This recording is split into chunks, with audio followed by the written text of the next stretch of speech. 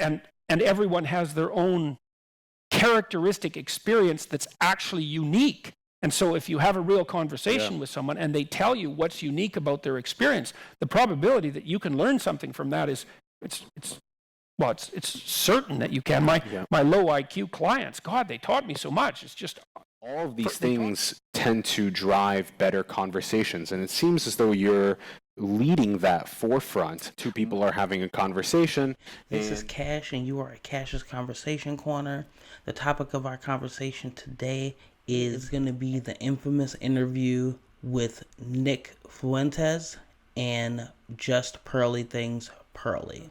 And I'm going to be giving you guys my view on that. And we're just going to kind of... What's up, guys? Welcome to the Just Pearly Things YouTube channel, and welcome to The Sit Down. Before I start, do not forget to subscribe to the channel and ring that notification bell. That way you're going to be notified of my daily videos. Like the video on your way in and leave a comment and let me know what your thoughts are. Today, I have a special guest, Nick Fuentes. Hi. Hi. Welcome to the show. Yeah, great to be here. Thanks for having me. So I looked you up on Google, okay? So he is a political commentator with over 25,000 followers on his own site, Cozy TV. You have been banned on YouTube, Twitch, Twitter, Instagram, Facebook, Reddit, and TikTok. Your Wikipedia page describes you as a right-wing extremist who denies the Holocaust, is on the no-fly list, and supports Putin. Yeah, that's about right. Is there anything I missed? Yeah. So welcome to the show. So what did you do to get this crazy reputation? Well, a lot of those things are true. They are true. Some of them, you and some more than Putin? others. I do support Putin. Yeah, is it? That's actually an understatement, probably. What do you mean? Because I really support Putin. I support the war. I support Russia in the war. Wow. Why do you not? Are you? I mean, I don't know. I just thought he wasn't good. I mean, look, I'm an outsider in the foreign policy stuff. I don't know the ins and outs, you know. I'm just on the outside looking in. But, why don't we start away from the politics? Okay. We'll get into it. Where are you from originally? I'm from Chicago. Okay. The suburbs, city? The west suburbs, yeah. Okay, so fake Chicago. Yeah, yeah. Well, yeah, you're a little bit more fake than me, but yeah, I guess so. My parents are from the city, so it's genetic, I guess. Okay. And do you have siblings? Yeah, I have a twin sister. Okay. And how does your family feel about you doing political commentating? Are they conservative too? Yeah, they're conservative. They're not as conservative as me, but they're very supportive. They're boomers, so they have this, we'll support you no matter what you do, that kind of thing. It's funny, though, because when I was growing up, that was the attitude, and I think they meant more like, you could be an artist, not like a far-right extremist. So yeah, they don't necessarily support everything I say, but they support me as their son. So when did this start? So where did your career start? I know you worked for the Daily Wire at one point. Was that the beginning? Almost. Yeah, I knew a lot of the people there. I worked with them. This was 6 years ago. I went to school in Boston, and I linked up with this girl, Cassie Dillon, who she was working with them at the time. She was a fellow there, so she wasn't actually an employee. I guess she was kind of like a glorified intern. And so, is she a YouTuber now? Should I know her? No, she's not really relevant, but she was just an activist. She was a journalist. Okay. She was responsible for some viral videos during that whole SJW Gamergate thing that was going on back in 2016. And so she had a show on Right Side Broadcasting Network. They're the people, they used to stream all the Trump rallies. They're really big on Rumble now. And so they brought on a bunch of people after the election to do shows, and they brought her on, and I met her, and we got to know each other, and so she got me a show there, and so I started doing a show every night, and I never stopped. So that's what I still do today, but independently now. Okay, so wait, so who did you say it was before? Before, it was Right Side Broadcasting. Okay. And what happened with that? Why did you stop? Well, I got fired / quit because I went to the Charlottesville rally. You know Charlottesville? You went to the Charlottesville rally? Why? Well, you know, I mean, look. Wait. Who did I bring on? Okay, well, you know, look, like, so in fair, look, I'm not going to throw them under the bus, but in fairness, it wasn't quite what I thought it was going to be. What do you mean? Okay, wait. Okay, so you at 18 is that roughly when you started? See, now that's one of the things that I wanted to touch bases on. 17. Okay, so this kid is 17 years old. That is just so young, and it's almost like, okay, so one of the things that came to mind when I was like going through this whole thing, because I've watched all the video already, and one of the things I was going through and thinking in my head is like how it is when somebody, it doesn't really matter what race, but it's like this thing that starts out as a small thing, but it ends up as a big thing. And it's like when you take a young black kid and you overcharge him for a crime and you put him in jail, and then he's in jail, then he learns how to work like with people in jail, so he becomes more of a criminal when he gets out of jail.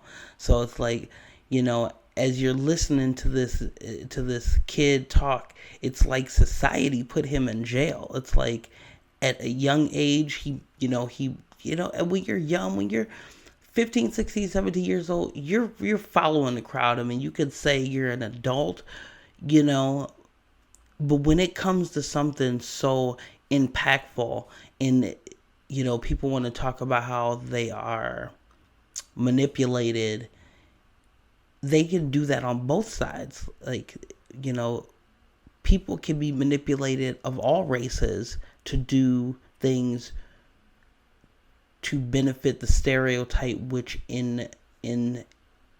which also feeds into whatever power that these people have. So when I was listening to his story, it almost felt to me like he was going with what they were telling him, but because he went too far, just like, like any kid can do, that they punished him for it, and they put him in a sort of jail. And what did he do? He went more underground. He went further down and figured out how to work his way while still being in jail, which turns out has to be more shadier. It has to be, you have to be more cunning, and you have to play outside of the box more. So in doing so, you guys, it just seems to me like when I heard about his whole situation, it's like you guys created this dude, like everybody involved in over mediatizing him and almost, putting him on this type of pedestal, and then also putting him in a box at the same time. You created something. You created something there. If you had just been like, oh, this kid, whatever, he's an idiot, and just left him alone, he probably wouldn't have gone so far. He probably wouldn't have gotten so extreme. But because we are so quick to take a kid and make an example out of him, he just turns into more of a bitter person later on and ends up doing more damage. It's crazy. 17, okay. You start streaming. No, I was 18. Yeah. You start streaming with this media company. Mm-hmm. And then how long did you stream for them? About 6 months.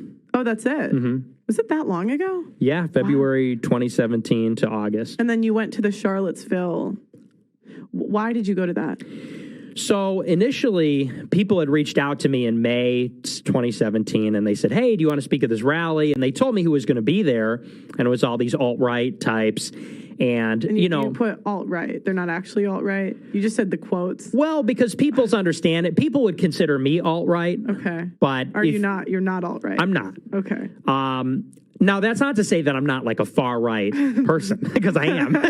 So who is alt-right? Well, it's guys like Richard Spencer and Mike Enoch and those. Who's that for the average? I don't know who that is. They're all these guys from really they were more prominent 7 years ago, 6, 7 years ago, and they were kind of like the far right fringe during the Trump election. But the disagreements I had with them were, they're not Christian, they're atheist.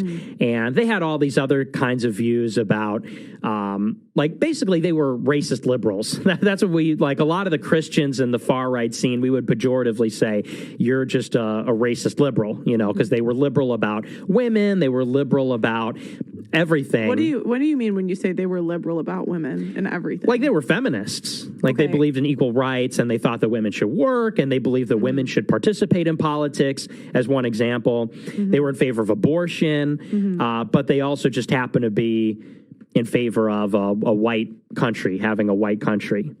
So they were racist liberals. Oh, I didn't. Okay. So you're saying they were feminists because they believed in equal rights. Yeah. But at the same time, they also believed in a white country. So it's like they would actually be accurately white supremacists. Yeah, something like that, yeah. Okay. But ideologically, they were liberal. They just also happen to be racial realist is a term that was very popular back then.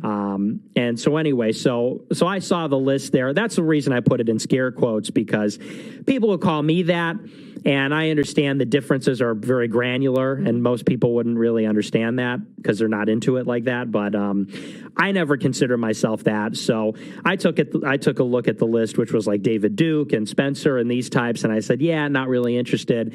And then August rolled around, and it was a week before the rally, and I heard that all these other people are going to be there. I heard that Faith Goldie was going to be there. It was a friend of mine, Gavin McInnes, Sam Hyde, and these were more like mainstream figures and people who I liked.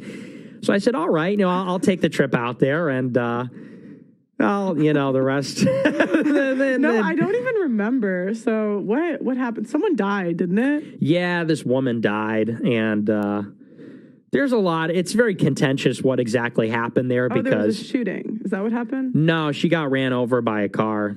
Oh, okay, it's a Charlottesville shooting, but yeah, on here. But okay, she got ran over by a car, and that was who ran her over. This guy who was with this group called Vanguard America, which if you've heard of Patriot Front, maybe not.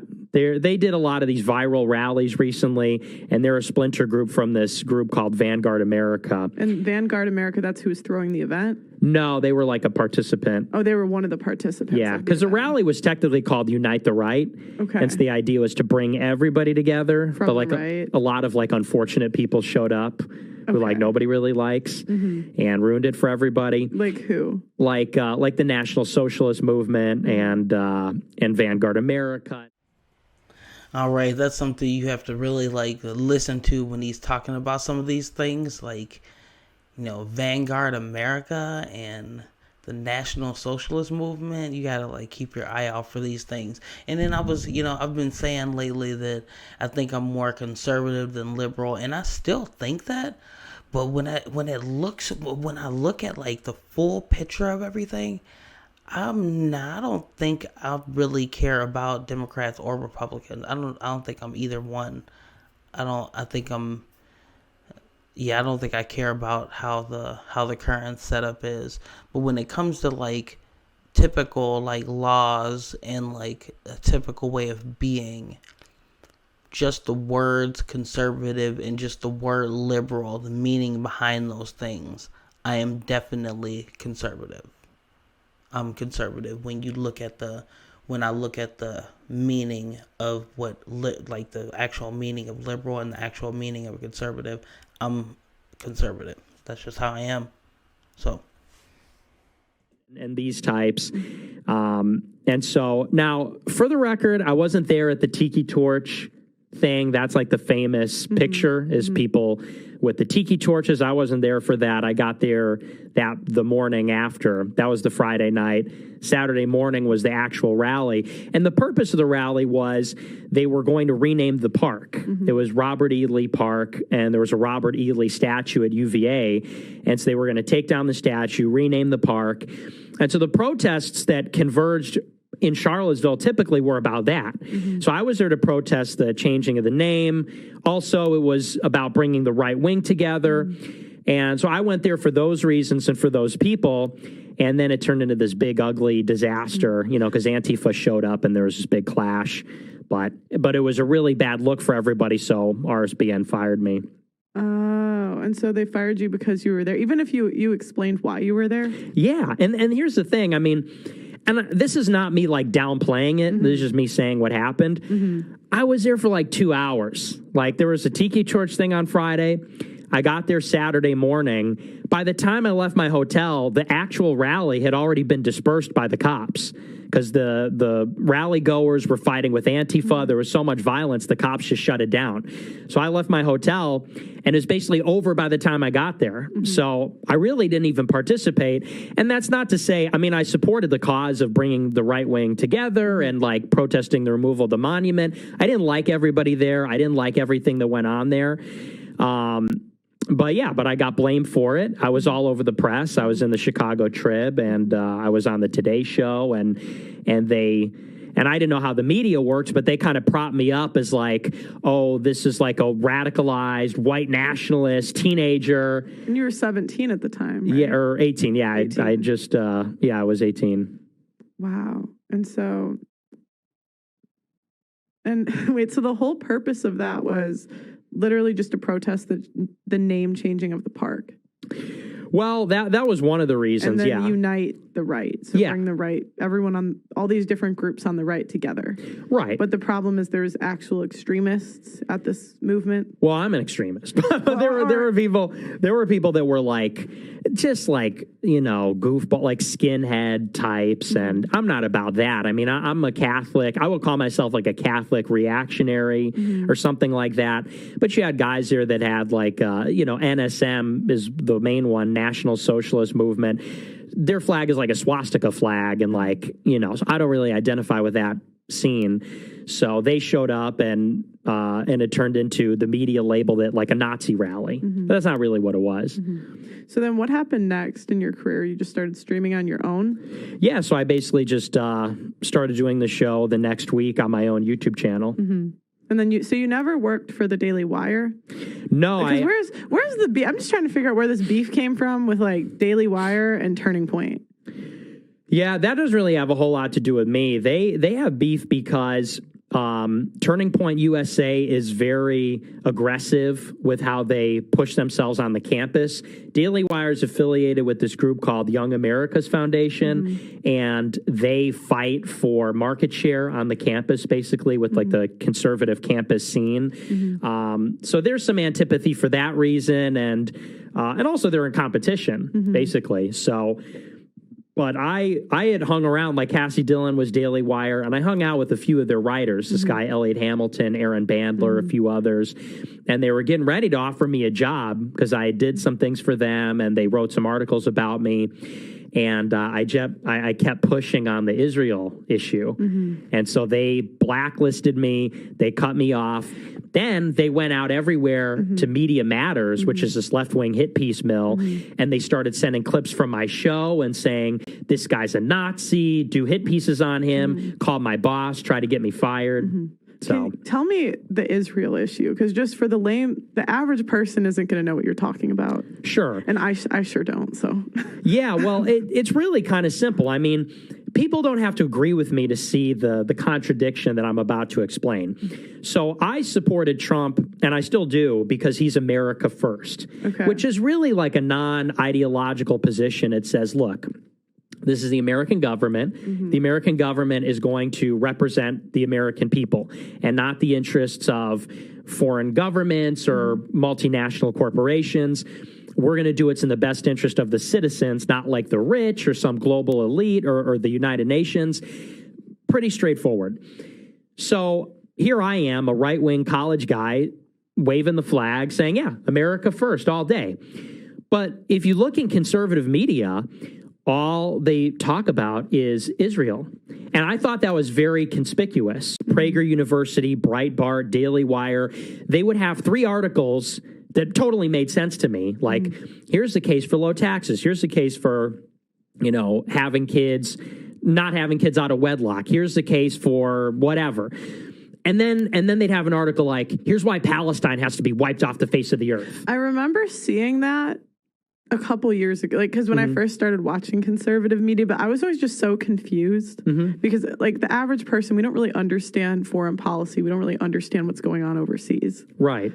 Well, yeah, because it's not our country. Right. That makes sense that, that's that's a few things I don't understand. And that's something that I think I'm going to have to do a separate show on and have a conversation about that in this Israel and Palestine, and just kind of look at that and, see exactly what it is, what information out there that I could gather and kind of come to a conclusion on that, because it's interesting because, just as much as I like or dislike the news, there's some things I like and there's some things I didn't like. And same goes with this the conservative media that I'm watching right now, mainly via the Daily Wire. And, I'm going to say about 70 to 80% of the things I agree with, and then there's like 20% of the things I don't agree with. But that's life. You're never going to 100% agree with something, one person you may agree with, but then somebody might be a friend of theirs that you don't agree with, and like nothing's 100%, so it makes sense. But that's something that I'm gonna take note of, and I'm gonna sit down and we're gonna make that a topic of conversation. Not our business. Right. And so I thought that was very weird. And when I was younger, when I was in high school, I was all on board with that. I was like, yeah, okay. But then I started to... And wait, just sorry to break it down a little. Israel versus Palestine, you're saying that there's like a war there going on? Yeah, it's very contentious. And there's a lot of history It's there. over borders, right? If I remember correctly. Well, fundamentally, it's over land. Because 100 years ago, the Jews owned 5% of the land, and they were 3% of the population over there. Okay. So they were a very tiny minority at the beginning of the 20th century. They had almost no land, and there were no Jews there. Mm-hmm. And then they began this active campaign to settle what was then called Palestine. And that's the Roman term. It's called Palestine under the Roman Empire. And at the turn of the last century, it was the Turks, the Turkish Empire, that controlled that area. And so the Zionist movement, that's what Zionism is, because the Jews never had their own country. They were scattered all over the world since the Second Temple was destroyed in the first century. So the Jews scattered all over the world. And you said that's what Zionism is? Sorry, Zionism is? I'm sorry, yes. I don't know these words. Yeah. So it's them trying to take the land?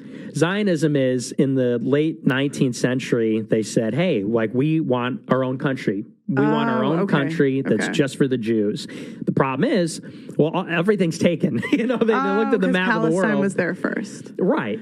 But that was not the only place they considered, because they talked about settling in Uruguay and Zimbabwe and a few other places, and they settled on Palestine for religious reasons and historical reasons.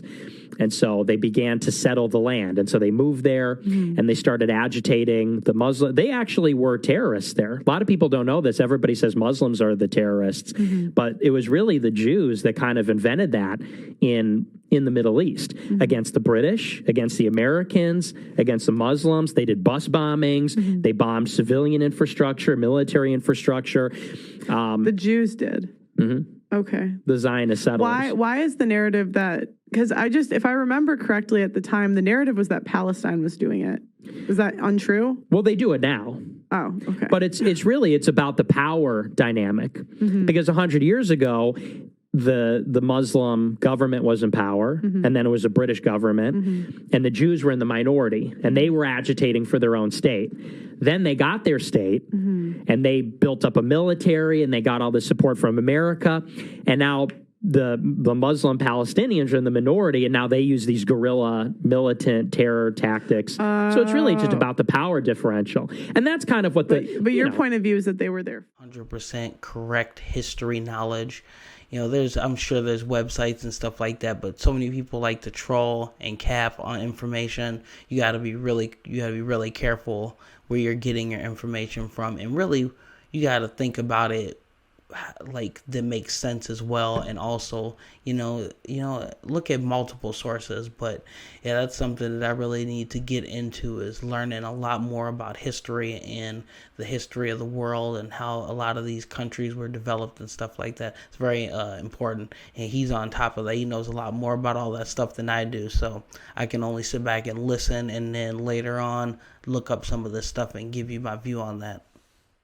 That their identity has resisted assimilation for thousands of years. Think about it. Jews have never had a country until 60, 70 years ago, but they've maintained their religion, their culture, their ethnic identity, being scattered all over the world, and minorities in every country. Almost every other group assimilates, and they eventually become like the people around them, or they'll intermarry, and they just get diluted to the point that they don't exist. Mm-hmm. So, and that's not for no reason. They have a very strong Jewish identity, and so what goes on in Israel is of great significance to them, and they have a personal stake in that. So that's why you feel like conservative media talks about that so much, even though it's not an American issue. That is why, that was the issue that you had with the different conservative media places. Yeah, and that's where that beef came from, because here I was naively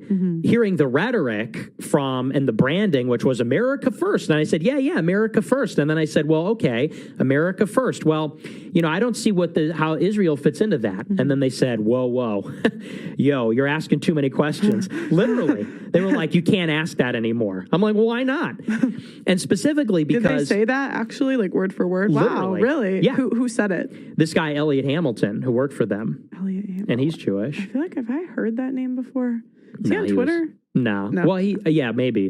But he's like a low-level writer. Okay. But he literally told me, it's anti-Semitic to ask that. Mm-hmm. I'm like, what? Mm-hmm. And the arrangement specifically that I was talking about is foreign aid. Mm-hmm. Israel's the number one recipient of foreign aid from America. Really? Yeah. How much money do we send over there? $3.8 billion per year. We send them $3.8 billion?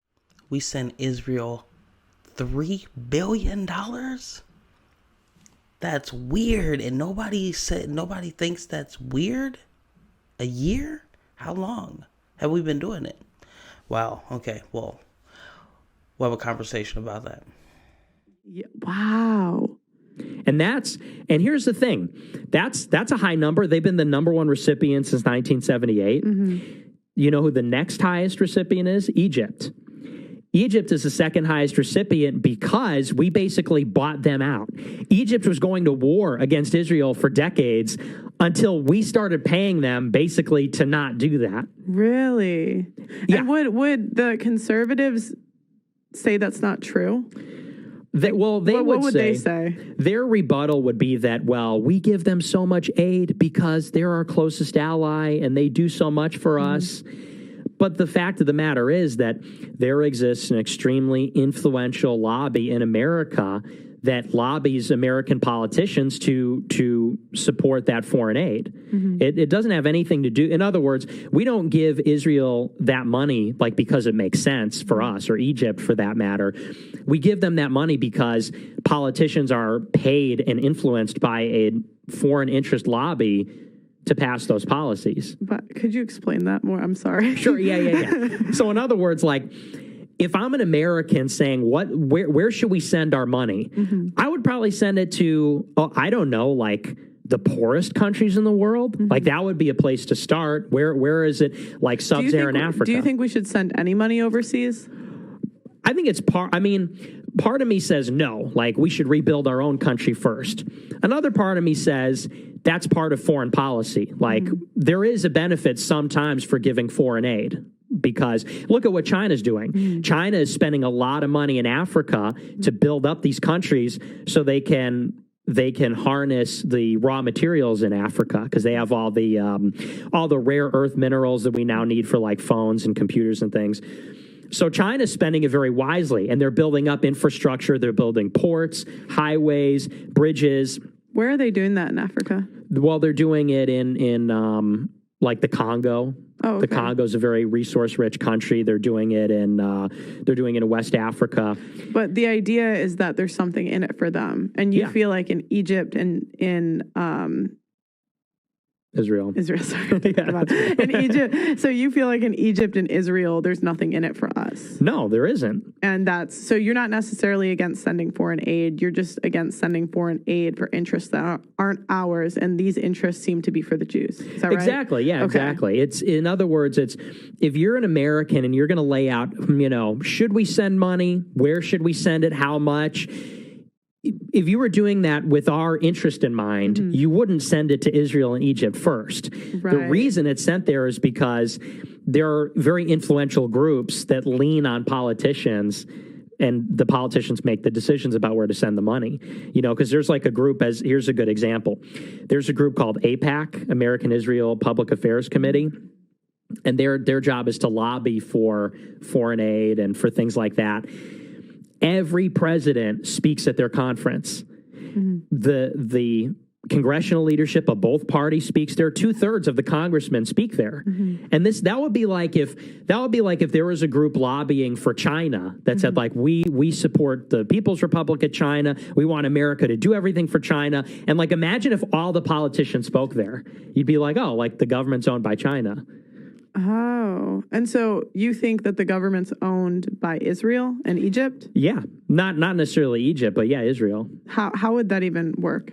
Just because are the politicians getting money from them, or is it just because they're connected with Jewish people? Like I'm thinking logically, because if someone random's running for office and they're not Jewish, how are they owned by a country overseas? It's about the money.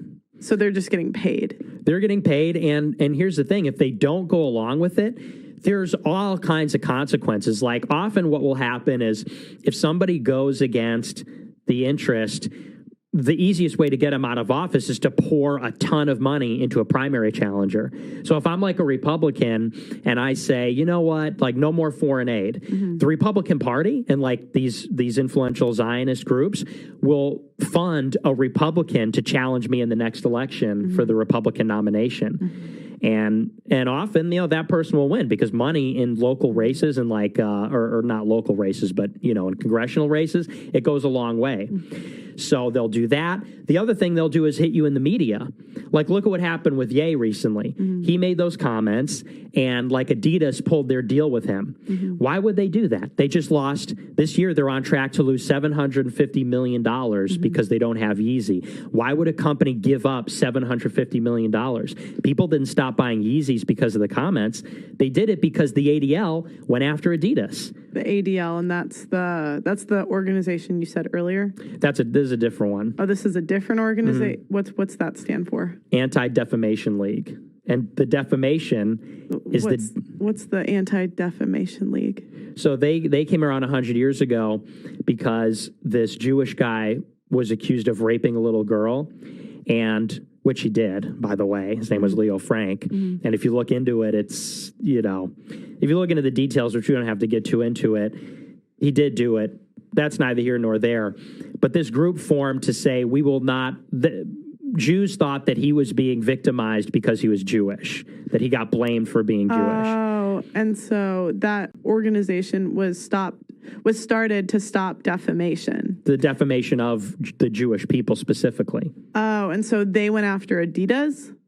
Yeah. How would they go after Adidas? So they wrote this letter and they said, you better cut this deal off with Ye, otherwise bad things are going to happen to you. And then you think, well, maybe the person you're talking to, no matter how uncomfortable you are with their opinions and how bent out of shape you think they are, maybe even how bent out of shape they actually are, there's always the possibility that if you actually engaged in a conversation, you asked them questions and you tried to figure out what they thought, that you'd come away with one crumb of knowledge more than you had when you went into the conversation. And like conversations like that are a lot more interesting. I found in my I've probably done 20,000 hours of clinical work, something like that. And so that's 20,000 hours of really, really, really, really serious conversations. So I really felt like that was a really good interview. I'm looking forward to watching the rest of it. This was a long interview, so I'm going to try to upload the whole thing. It'll be interesting if I can get it. If I can't upload this, it's going to be in half-an-hour increments and until that I can start uploading bigger videos. Beside that, this was an excellent topic of conversation. I'm going to keep this conversation going, and I'm glad you guys came by today and checked out this corner of the internet. Like and subscribe, and don't forget to hit the bell for notifications so you could hear about when I drop my next video at Cash's Conversation Corner, and make sure you keep that conversation going.